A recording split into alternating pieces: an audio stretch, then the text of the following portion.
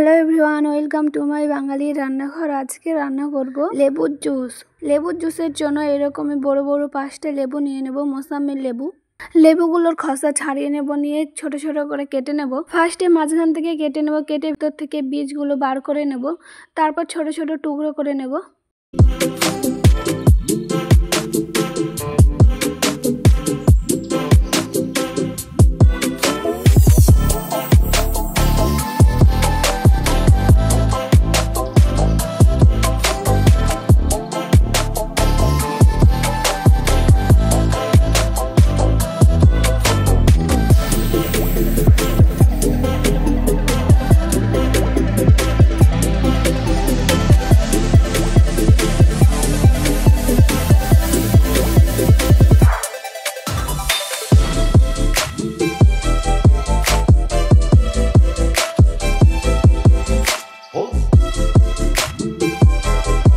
লেবুগুলো ছোট ছোট টুকরো করা হয়ে গেছে। এবারে আমরা মিক্সিতে ব্লেন্ড করে নেব।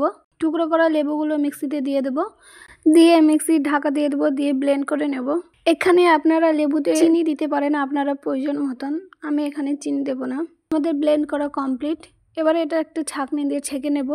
এইভাবে পুরো লেবুর জুসটা আস্তে আস্তে ছেঁকে নেব।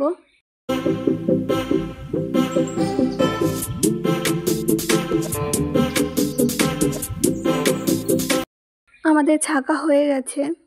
একটা জায়গায় অল্প পরিমাণে বিট লবণ নেব, নিয়ে তার মধ্যে গ্লাসটার মুখটা দিয়ে খুব ভালোভাবে এইভাবে সুন্দর ডিজাইন করে নেব। আগে থেকে ছেঁকে রাখা জুসের মধ্যে পরিমাণ মতো বিট লবণ দিয়ে দেব। আমাদের জুস করা কমপ্লিট। এবার একটা গ্লাসে ঢেলে নেব। গ্লাসে লেবু দিয়ে ডিজাইন করে নিয়ে তার মধ্যে দিয়ে দেব বরফ। বরফের ওপর দিয়ে দেব আগে থেকে করে রাখা জুস। আমার এই মোসাম্বি লেবুর জুসটা ভালো লেগে থাকলে লাইক, কমেন্ট, শেয়ার করে দেবেন। এরম সুস্বাদু রেসিপি দেখার জন্য বাঙালি রান্নাঘর চ্যানেলটি সাবস্ক্রাইব করে দেবেন।